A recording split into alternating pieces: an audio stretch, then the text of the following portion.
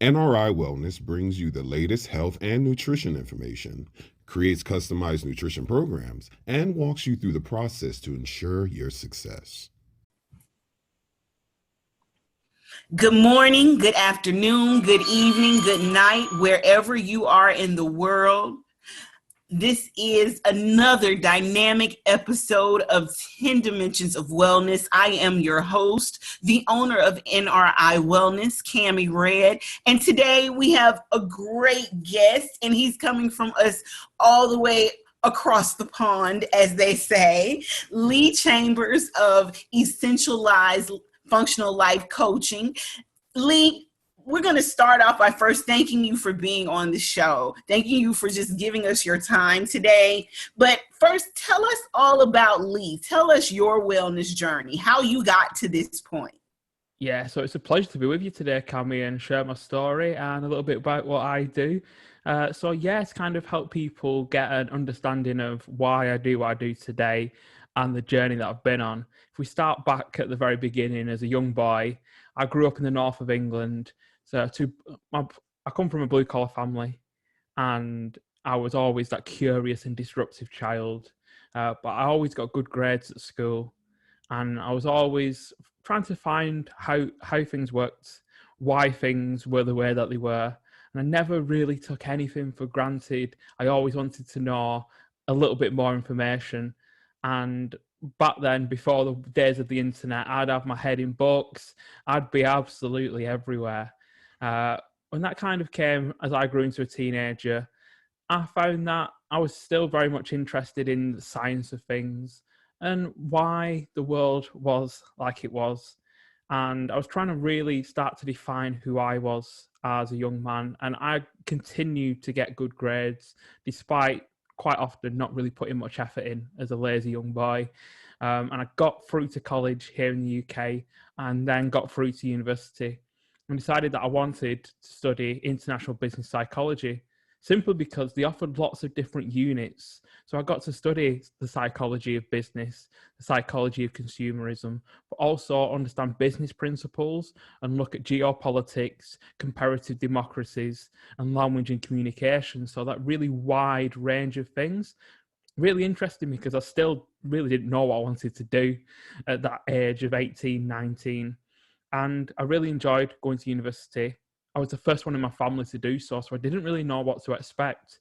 But the autonomy and the freedom really lit me up inside at that point, because suddenly I was able to start shaping who I wanted to become. Except in the second year, I started to struggle quite a bit with that. So I really started to find that I didn't have the self-awareness or emotional intelligence as a young man to define and express who I was authentically. And I just found that when I tried to kind of access myself and understand it a bit more, I just wasn't able to navigate my emotions and really navigate who I was. And that led me to look out to society.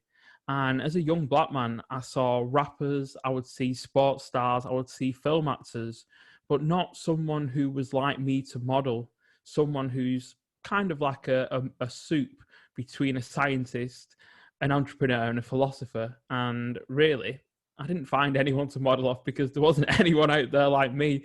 I was definitely a unique character in that respect. So I look back to my childhood and realised that I'd never really had deep, meaningful conversations with people in my family. It'd always been very surface level, and that had not really given me the tools as an adult to go and explore the world.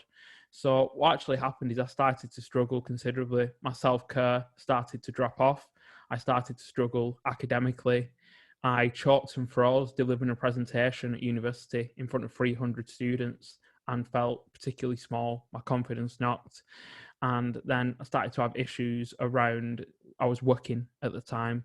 I had to continue working due to ultimately my life circumstances and my background. And what happened is that all really came together, and I started to miss work. I started to miss university. I started to not attend the societies and clubs that I did. I started to isolate myself and avoid life because I didn't feel like I had the answer. I didn't feel like I had a breakthrough. And this led to 2 weeks of isolation where I locked myself in my university dorm and didn't see anyone, didn't communicate with anyone. And it led to my parents coming to the dorm, breaking in and taking me home. And for me, those mental health challenges, those struggles that I had, that was the first time I faced real adversity in my life. And I didn't know how to transmute that, how to handle it, and how to move forward. But being taken home by my parents, it took me out of that pressure, away from that scenario, and actually gave me some time to reflect and start to really understand what had actually happened. Looking and reflecting and having that space allowed me to see that, yeah, I was having some significant mental health challenges. But at the same time, I could start to navigate those, but it would be an acceptance of me going on a journey, accepting that adversity doesn't discriminate and you will have challenges in your life, accepting that I wasn't failing as a person, as a young man, just some of the processes and scenarios that I found myself in had started to fail. And that gave me a foundation and a platform then to start to build myself back up. And I spent 6 months really working on my own confidence, starting to become more self-aware, starting to understand that you can't think your way to clarity on these things. You can't just find your purpose in the middle of a book. It actually requires you to be courageous, step outside your comfort zone and start to grow and build yourself up as a person. And that suffering allowed me to see that actually so often the ability to find yourself and understand yourself a bit more comes by going out there and finding what you don't like as much as what you do. And I went back to university after 6 months, re-enrolled, and managed to pass the things that I'd failed due to isolating myself. I managed to graduate in 2007. So I'd fallen into the trench, but I'd managed to get back up a mountain again. And that became a little lesson for me to take forward in my life, but also made me really passionate about other young men who were struggling to navigate their emotional intelligence, struggling to define themselves, and struggling to have those conversations and ask for help, because it is challenging.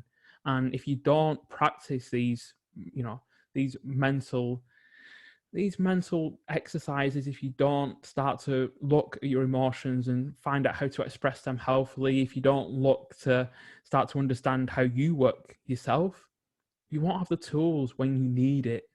So that's something that's very passionate about me, and the wellness work that I do is equipping young men with the ability to do that. So graduating in 2007, I really had to think, Lee, what do you enjoy? And the two things that I enjoy are helping people and patterns, statistics, algorithms, and numbers. I blended the two together, fused them, and thought, I want to be a financial advisor. I can go and help people with their finance, including their financial well-being. And then I would get my little fun of looking at their compound interest and finding the products that would give them the biggest return. So that for me, that was perfect. Except 2007 was not a perfect time. I got onto a graduate scheme with an esteemed national bank here in the UK. So for me, that was great. Except 6 months in, the economic crash hit, and it hit really bad in the financial sector. And I lost my funding for my training. And then, unfortunately, I lost the job. So again, I was suddenly felt a bit back at square one and a bit frustrated that these ideas, this journey that I'd kind of started to draw out had been removed, because I had to move back home because I didn't have the finance to continue living where I was living. And back in the back bedroom of my parents' house, I had to ask myself a serious question. There was no finance jobs out there, and thousands upon thousands of more experienced people in that industry had also been made redundant. So I decided I was going to set up my own business. So that's what I went and did. I decided to set up a video game business and went back working in local government, realizing that I needed to understand how to navigate other industries and try and find a way to continue to give back and help people, because selling video games is great, but it wasn't helping people. And I built the video game business up very quickly, 6 figures in 7 months, doubled in revenue for the first 3 years. But all through that, I continued to work, started to work with people who'd been made redundant themselves, helping them find what industry they wanted to go into, and then helping them build the confidence up and build the communication skills to be able to tell people at interview about their value and why they wanted to, become that type of person. And that was great because it's the first time I was able to take people on a effectively a coaching journey, from not really knowing what they wanted to knowing more of what they wanted, to building the confidence, to going getting what they wanted. It was incredibly fulfilling. And then it got to a point where I was like, this is good. The business is good. My son was born. Me and my wife bought our first house together and got married, and life just seemed to have fallen into place. And 2014 comes along. I just turned 29, and my wife's 6 months pregnant with our daughter, and I'm just about to become a father of two, and kind of complete the family. And then all of a sudden, over the course of a week, I become seriously unwell and lose the ability to walk as my immune system attacks the connective tissue in my joints, basically turning both my knees into the size of footballs, putting my right shoulder up by my ear, and turning my wrist into something that looked like an alien hand. And all of a sudden, my life completely changed because I was immobile and I'd lost all my independence. And this had happened so quickly. I was in shock. When the shock wore off, I was in an awful lot of pain. And I had those negative emotions come through at that point: the frustration, the despair. My 18-month-old son coming to the hospital, looking at me with his big eyes, saying, "Daddy, why can't you play?" My wife coming after work just before she started maternity leave to feed me, to help me shower myself and go to the toilet. And I tried to express those emotions as healthily as I could, speaking to people and just trying to get through it. And I got to the second week in hospital, got moved up onto a long-term ward, looking out over the fields across to the town where I was born. And I realised that I'd not been grateful for walking until I lost it. And I'd not been grateful enough to the people who now come and help me to do the basic things. And I'd not been grateful enough for the fact that I grew up in the UK, never under conflict, environmental disaster, famine. I'd always had food and shelter, freedom to set up a business, free education, free healthcare, so many opportunities. I need to be proactive in getting back on my feet and recovering. I need to believe that I can. I need to remove any boundaries or limits that society might put on me. And I need to be consistent and take ownership over my health. And I spent 11 months working through walking rehab, intensive physio, hydrotherapy to get back on my feet. And that was in so many ways for my children.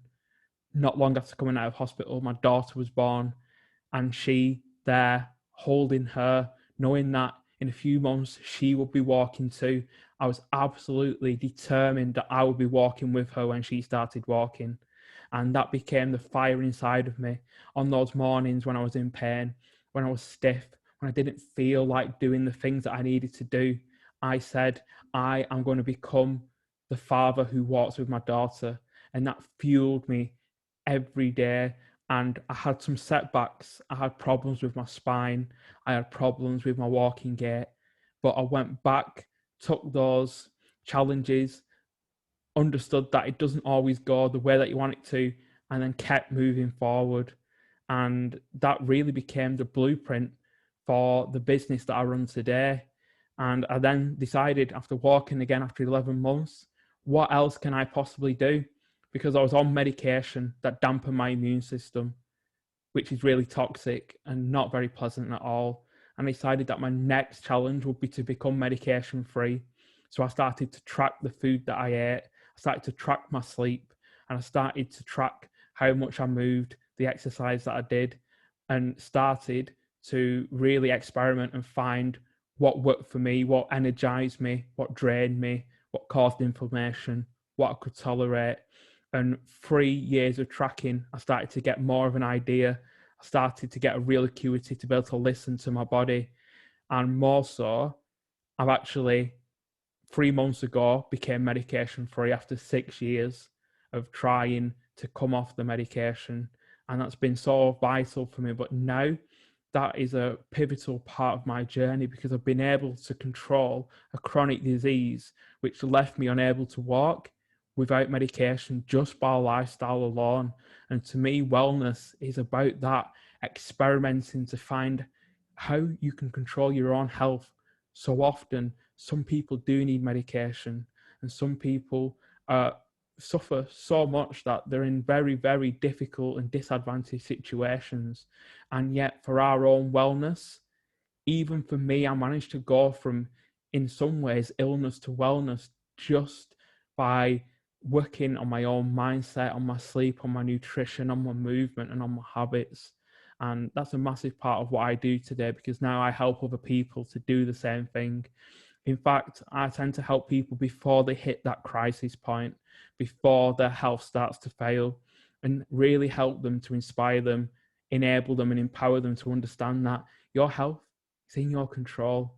And so often it compounds negatively, but because that quite often happens over such a long period, people don't take it seriously until it becomes serious. But your wellness is in your control, and you can continue to really do so many little things. So often people believe you have to make significant changes. It's lots of small positive changes together that spiral you upwards. They compound like compounding money in a bank account.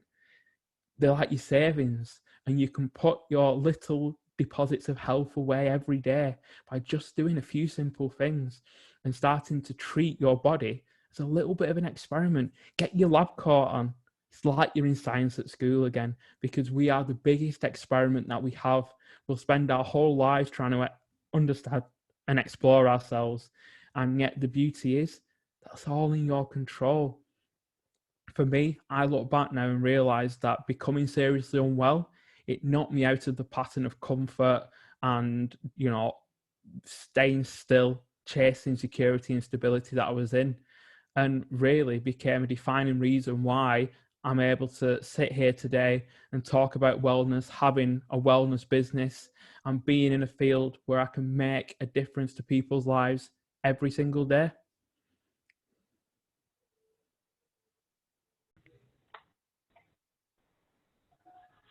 So, Lee, we've talked about you. Let's touch upon some of the things that you do with your clients. This journey into wellness is difficult within itself for us personally, but dealing with other people and getting them into a transitional lifestyle. What's been some of the biggest challenges you faced in your wellness business? Yeah, Cami, some of the biggest challenges, they tend to pop up quite often, and I've become quite accustomed to trying to find ways to break through them and really help my clients to start to see how they can benefit. So I think the biggest one, and this is always a challenge, but it's something that I do a lot in my own coaching, is having that well-being, wellness why, that reason inside of them.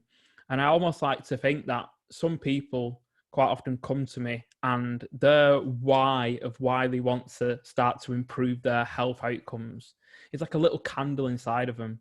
So they literally just lit that candle, and that's their reason why. And they start with really big intentions, good intentions, and a plan. And all of a sudden, when it gets challenging, like it always does, things come in life that disrupt you. The winter always comes. And when that winter comes, the wind blows and it blows the candle out. And all of a sudden, they fall away from the behaviors that they tried to change, and they feel like they've failed and they have to try and start all over again.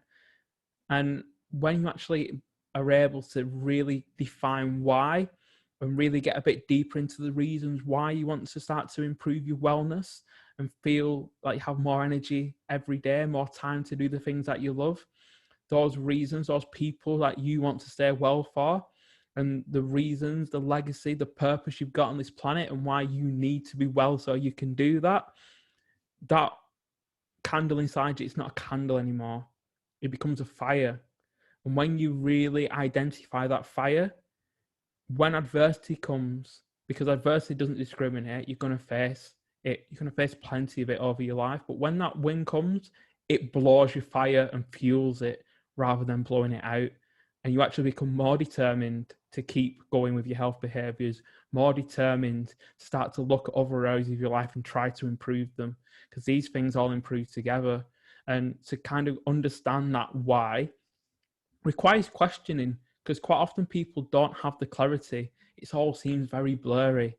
It's so often something quite, tangible in the shorter term, like I want a beach body, or I want I want to look this way, or I want to wake up in the morning and jump out of bed, or I just want to feel healthier. But those are really abstract reasons, and they won't keep you going. But if it's I want the energy to play with my grandchildren. I want to be able to go on holiday with my wife and go walking across the mountains. I actually want to feel like I can go and make a difference in the world and give back. And if my cup's empty, I don't have anything to give other people. And we start to look and start to think deeper. What is it that you want to bring? Because when you want something, when you know what you want, and when it's a big reason, suddenly those little changes in your health, that's worthwhile. That's a cost worth paying. That's like a few dimes. It's not even dollars anymore. And when things seem small compared to your big, compelling vision, your big reason, it's actually so much easier to turn these little things into habits, to stay consistent. And more importantly, it doesn't matter how you feel about doing them, because they are what you want to become. And you want to become that healthier, more well person. And that overall picture really starts to help you to go from trying to go on a diet, or trying to lose some weight, or trying to get fit, to actually trying to become the person that I want to be. And it becomes more than just a few meal plans, a few sleep schedules. Another thing that comes across often as a challenge is ultimately that people want to make massive changes and they want to see some benefit right away. So we do live in that, I want it now, immediate gratification environment. It's something that has really kind of polluted human beings over recent years. And truth be told, health compounds over time. You don't go to the gym for a week and then suddenly turn into a muscle man. And it's exactly the same with your health. You have to become consistent and make small changes over time. So lots of people try to make big changes. They go into the gym of health every day for a week and spend 2 hours there. And all they feel is sore, pained, and not seeing any difference. So they give up. Oh, it's not worth it. And truth be told, if you ate that cake, that donut, and it put 50 pounds on you, you wouldn't eat it. But over time, you would eat many donuts because, oh, it's just one donut, doesn't matter. And a big part of my work is helping people see you don't need to go on a diet. You don't need to go make massive changes and suddenly become the most active person in the world. If you're looking at your mental, physical, emotional, financial, spiritual wellness, it all starts with small changes. You start to save a little bit of money. You start to take a little bit of time out of the day to reflect, to meditate, to have some active rest, to pray, to a little bit of time for you. Or you go and walk. You go and get some sunlight in your eyes. You make some small changes. You eat a little bit better. In fact, maybe actually start to experiment with things and find out what really works for you. Because we do live in a world where people want things to be easy. Truth be told, things are easy, but there is no one who can answer the question of what's good for me. That comes from within you. And sometimes that does require you to go and experiment with food, with different types of exercise, to find really what energizes you, what's good for you. And secondly, what you enjoy. Because when it comes to health behaviors, there's no point going doing things you don't enjoy to try and get healthy. It's counterproductive because you won't stay consistent in the long term, because it needs to be something that you enjoy and something that really benefits you. And that is why with my clients, we actually look at a whole range of things. I give people permission to go and try, but I say, if you don't enjoy running, don't try and go running. because there'll be a point where you decide that it's just not worth it anymore because you don't enjoy it. Life is too short to be trying to be healthy, doing things you don't enjoy. And yeah, you know what? You might not like all these healthy foods, but you don't need to eat healthy foods all the time. In fact, you can make healthy foods pretty tasty if you actually think about the opportunities. When people start to see, I'm deprived, I can't have this, I can't have that. Damn it, look at what you can have and what you can make. Because especially here in the Western world, you're spoiled for choice.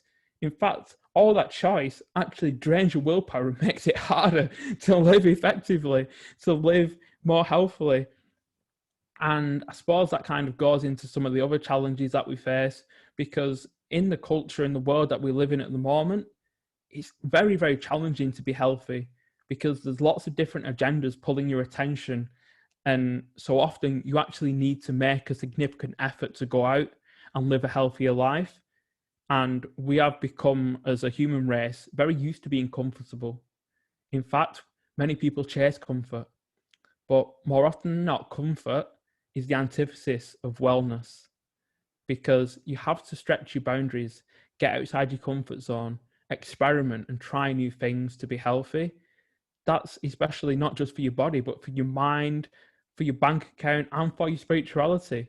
And especially when it comes to your intelligent wellness, because you need to go and expand your mind and learn new things every day. We're human beings, we're neuroplastic, we are designed to have an intellectual wellness that is stretched, that allows us to really expand our minds and become, effectively wiser as time goes by. And when we have and start to understand that actually we don't need to go and do a degree, we don't need to go and do these massive things, but if you can take every area of wellness and do a little bit every day, all of a sudden you'll find that in a year, you don't recognize the person that you were. And in 10 years, you'll be a completely different person. And it's not massive changes. It's so small. And I really help my clients to understand that it's the small changes. You've got to try and make it easy. You've got to try and make it simple, and you've got to prepare. So often in this busy life that we live, it's easy for things to just fall by the wayside if we've not prepared them. So I say to my clients, if you want to, prepare your food, well, leave something out so you remember. If you want to go and exercise and walk around the block in the morning, leave your walking clothes by the side of your bed. If you want to, read a book, put it next to your chair. If you want to lie on a mat and listen to a positive podcast like this for 10 minutes a day for a whole week, I definitely suggest that. But make sure your mat is just there, ready to roll out. And in so many ways, it's those small things that we do over time, all added together. And if we just saw it as little +1 moments, and at the end of the day, we had +50 rather than -50, that adds up. In fact, if health was a money in a bank account, people would treat it completely differently. And that's so strange, because that money in a bank account is just some zeros on a screen. It doesn't even exist. And yeah, so, I mean, there's also other challenges that people face. The groups. Let me ask you this. Tell me about a time that a client touched your heart and it actually changed the way you do your business, or changed the way you do your coaching service. Yeah, so I've had quite a few clients that have made major transformations. And so often it surrounds when you dig deep, very deep into that why. So I worked closely with a gentleman about a year ago now. He started with me, and he was really in despair. He'd felt like his whole life and health had fallen apart, and that was impacting his work, his relationships, just really his own self-belief and his identity. He felt like he was an imposter in his own body. He felt like he'd let himself just, go. And I gradually worked with him to really dig deeper into the reasons why. And we managed to get deep down, so deep that we started to realize that actually it was because he was holding things from his childhood, beliefs that he simply wasn't worthy of looking after himself because of some of the things that he'd been told, some of the experiences that he'd had. And when we got to that point, I could see it. Sometimes it doesn't matter about all the top level stuff, the habits, the behavior change, and all that stuff, when really deep down people don't believe it, because we'll achieve what we can believe. But for so many people, they have beliefs that limit them, and they will come back and sabotage any attempt to make a change in their life because they don't believe they can change. They don't believe they're worthy of looking after themselves. And my experience of going through that with him and getting to the point where he actually decided, he realized, we worked on, do you believe that you deserve to be healthy, to be happy, to have the life that you want? And going through that process, he unlocked himself. He suddenly had a reason why to take himself back, and he changed his life. He changed the people he surrounded himself with. He changed his relationship situation. He suddenly became a father to his kids in the way that he wanted to be. And suddenly he'd unlocked himself. And that caused so many other positives in his life. He suddenly became someone who was able a few weeks ago to run a marathon for charity. And when he first came to me, he'd never run in his life in any kind of competitive way. And it just shows that for all the stuff that's spouted out there about, oh, do this, do this, do this, it's easy. It all starts with your clients, with their inner self-talk, their inner beliefs, their inner limits and boundaries. But the truth be told, they have all the answers inside of them. And sometimes you just need to help them get down to the nitty-gritty and get those answers out. And then they feel like they have permission to look after themselves, permission to chase the things that they want to, and actually permission to change their health for the better and take ownership over it. Because all of a sudden, I feel empowered, enabled to go and make a change. This is a 2-second nutrition tip. Today's tip is pack a nutritious lunch to bring to work every single day for at least a week. Then try it again the next week. Let me know how it goes. This has been a 2-second nutrition tip. All right, Lee. Well, we know about some challenges that, most clients face. Why don't you just tell us about Essentialize? Tell us about your coaching program. Describe the process behind your coaching program, the difference between your one-on-one and your workplace well-being workshops. Yeah, Cami. So we'll dig deep into the one-on-one program first. And that's a program that generally I work with a lot of entrepreneurs and small business owners, but it's a program that works really well for a lot of people who are finding themselves overwhelmed, finding themselves, quite stuck, or actually finding themselves at a bit of a crossroads where they have a number of different paths to take. And it just helps them get on the right path. But it's also really handy for people who are suffering with chronic health conditions, but looking to keep going, keep positive, and actually get more energy. So it all starts with having a discovery call with myself. And that's where we really build that initial coaching relationship and see if my system, my delivery, and my style really resonates with you. Because the biggest thing about coaching is some people are perfect clients for you and you will just fuse together like a harmony and make amazing music. Some people are just not your clients, and that's the beauty of the world. But a discovery call is really important so that we actually find, are we on the same tune, the same note, and do we resonate with each other? And for clients that do resonate with me, we then actually go and dig a bit deeper into the program. So my coaching program I've designed it around a lot of the work that I've done, my lived experience, but also the qualifications that I've got in a number of different modalities. So every program actually starts with a module around purpose, direction, mission, and meaning. So that's really where we dig into your why. So we before we start any of the health and wellness coaching, we actually go into you. Why do you want to make a change? What is it that you're looking to achieve? What are the obstacles that are stopping you at the moment from doing that yourself? And what are the opportunities that you're not taking advantage of? We actually start to look a bit deeper at the goals and ambitions and targets that the people have set, and start to actually dig a bit deeper about why they set those, if they have set any at all. Because so often people have a reason why, but if you dig a little bit deeper, there's a reason for the reason. And more often than not, there's quite a few reasons for the reason of why you've decided that you want to chase that particular ambition, that particular target or goal. And that sometimes takes a session or two to get deep enough.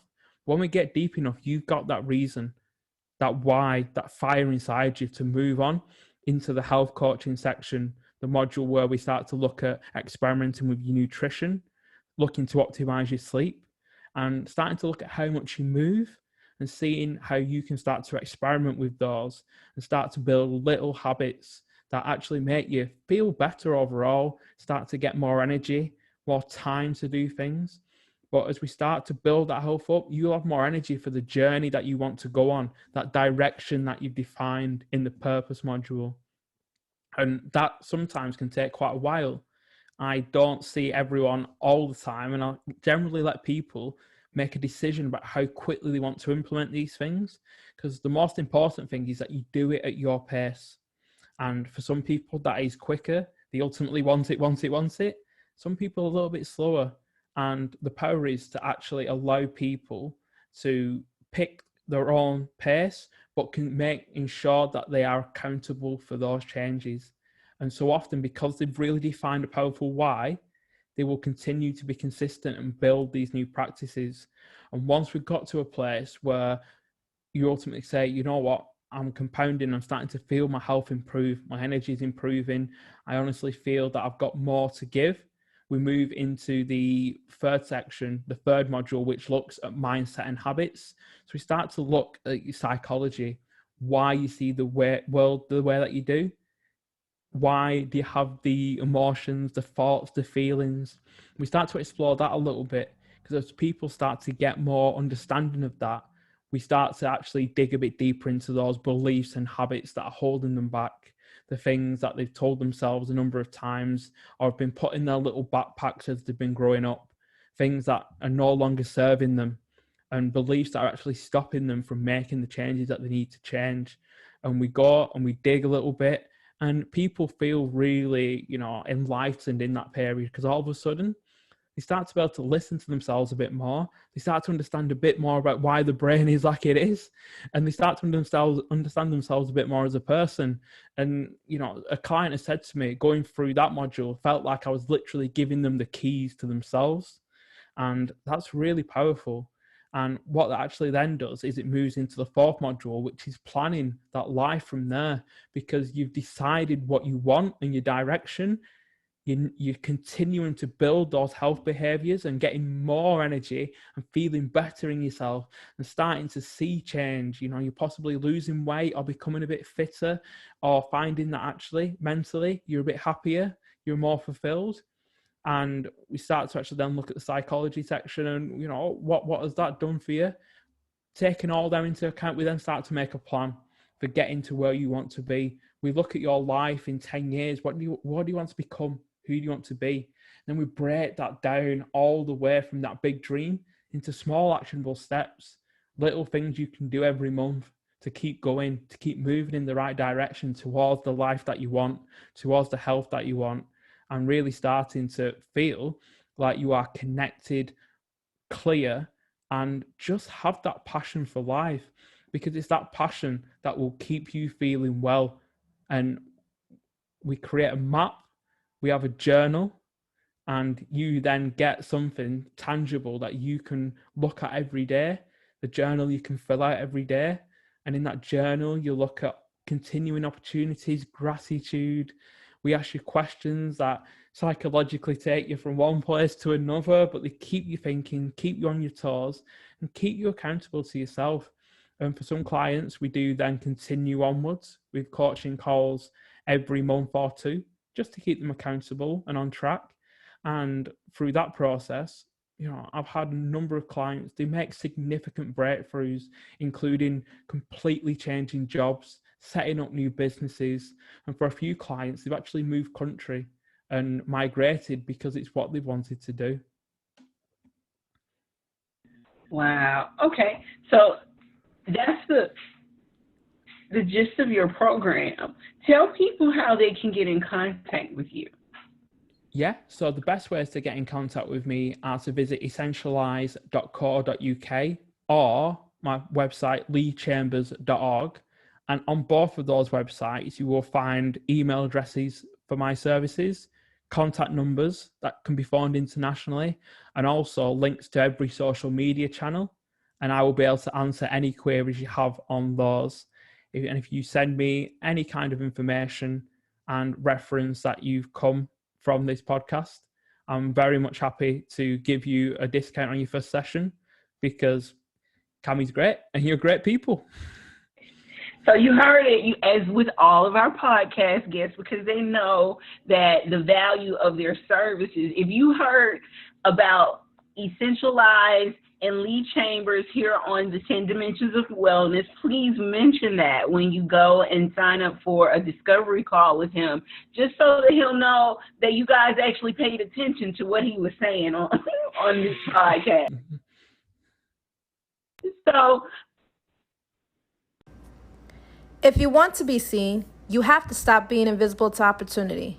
I'm Kay Henry, licensed mental health counselor and host of Black Therapy Uncensored. Your prescription of positivity starts here.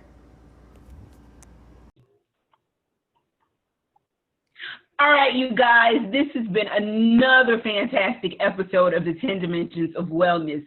I am so grateful to have Lee Chambers from Essentialize on our show today. He gave us some really great information. He told us about his wellness journey. Now, you guys know at the end of the show, as we wrap up, we ask all of our guests our 4 patented questions. So, Lee, first, thank you for being on the show and giving us your time. Yeah, it was my pleasure. Awesome. Now, my first question for you is, what's been the biggest surprise you've had in the last few months? Oh, wow. So, I mean, I've had a lot of surprises. But possibly the biggest surprise is yesterday, I actually found out that I'd been nominated as a finalist for 2 awards for businesses. And that was massive for me because congratulations. Oh, thank you, Cammie. So I've been so focused on making a difference, making an impact, and having a business that's been purposeful. And what's funny is obviously people have been watching and paying attention, but because I'm so passionate about what I do, that I don't tend to stick my ears in the air very often. I'm always trying to do the best I can for my clients and make a real difference to the schools that I go into and to the community groups and the volunteering that I do. And I'm always trying to look for ways to give back. And all of a sudden, I've got a little bit of recognition for the work that I do. And that's been a little bit of a shock, and I've had to kind of process it. And when they told me yesterday, I actually found out from another business owner that I was talking to, and it didn't really go in. But this morning it kind of hit me, and I started to just realize, oh, wow, like I am making a difference because someone's decided to recognize that. And suddenly I'm up for an award for Entrepreneur of the Year and New Business of the Year. So, oh, wow. Those are really great awards. Congratulations again. Now, let me ask you this. What do you wish you'd known 10 years ago that you know now? Oh, so I think that definitely comes down to 10 years ago, I was always a bit worried about what was going to happen. And I think when you're young, you do tend to worry, like, what's it going to be like? Well, like, what's going to happen to me? And now I've got children, I've got a business that's really purposeful and lights me up every day. And we've been through possibly the biggest challenge in my lifetime, especially as a human race over these past few months. And what I've realized is I didn't need to worry. I could have just lived happily as a young 20-year-old and just lived and enjoyed it. Because in all truth, there's no point worrying about the uncertainty of the future. and about all these bigger things, because you never know what's around the corner. And I didn't know I was going to have my health issues, and I didn't know I was going to run into a global pandemic in the past few months. But you know what? If you're not worrying too much and you're living and you're kind of living to your purpose and your mission, you'll find that you don't worry at all, because you're always moving positively forward, and you've got an abundant mindset, and you're seeing the opportunities. And when you see the world like that, you don't tend to worry so much. And I just think that so often as a young man, you want everything to be figured out, and then you understand that life can't be figured out at all. No, not at all. Life is not perfect, and you can't make a plan. Let me ask you this. What inspires you or makes you feel like your best self? Yeah, so I coach a disability soccer team with other young males who have disabilities, different types, some physical, some mental, some emotional, and being able to and having the privilege to coach them, playing soccer, and just letting them run round and practice doing something that they enjoy. That's the thing that inspires me most, because I'm so aware that, especially with me having lost the ability to walk and then actually having played for that team as part of my recovery, that so much of their lives have been spent with people telling them, you can't do this and you can't do that because of your disability, and you'll never become this, and you'll always have to have someone who looks after you, and you'll never be able to achieve this. And I coach them and I say, you know what, you can be what you want to be. And yeah, it's going to be a challenge. And yeah, you might not have the opportunities that other people have. But here, when you come coaching with me, we're a team, and we go and play against other teams in our own special league. And you know what?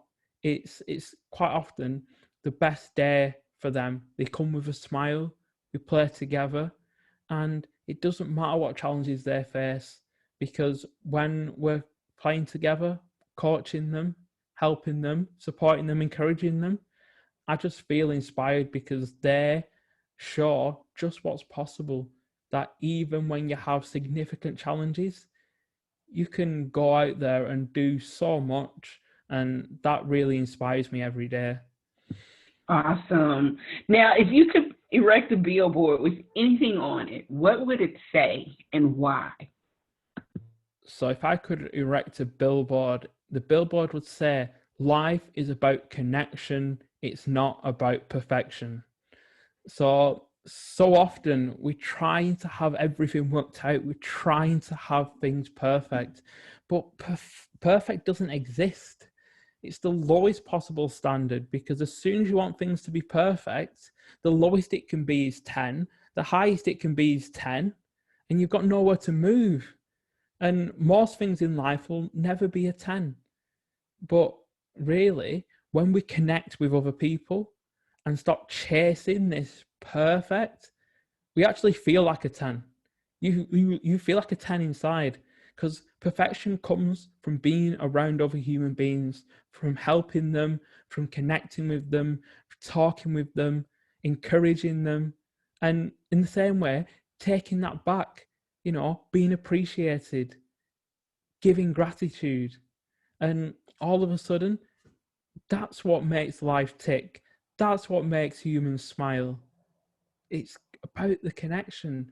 And we live in a world where people are too often, they're stuck looking at the phone, trying to do this. They don't speak to the person at the bank or in the supermarket. And sometimes, you know what? You can smile at someone, it can make the day. You can say a kind word to a stranger and you can change their life. And really, that's what life's about. It's about connection. Stop chasing perfection. Oh, I love it. I love it. I love it. That is so awesome. So I want to thank you, Lee, again so much for giving us your time and being on the show today. You guys, just like with all of our podcast guests, You can find an article about Lee and Essentialize on our website, NRI Wellness, for our guest information. We also post that in our Facebook group, 10 Dimensions of Wellness, where you can locate some of our guests as well, link up with them in there. Some of our guests go inside and do courses, they post posts, they promote their businesses, their classes, or anything that they have. So make sure you're checking out that 10 Dimensions of Wellness group on Facebook. We also post an article about all of our guests in there, as well as any of our past shows, any of our future shows, and our new episodes. Thank you again for listening to the 10 Dimensions of Wellness. You can hear us on Spotify, Anchor FM, Pandora, iHeartRadio, Apple Podcasts, Google Podcasts, and a plethora of other audio platforms. You can also catch us on our YouTube channel, NRI Wellness. And again, check out our Facebook group, 10 Dimensions of Wellness. Thank you so much, you guys, and have a great night. NRI Wellness brings you the latest health and nutrition information, creates customized nutrition programs, and walks you through the process to ensure your success.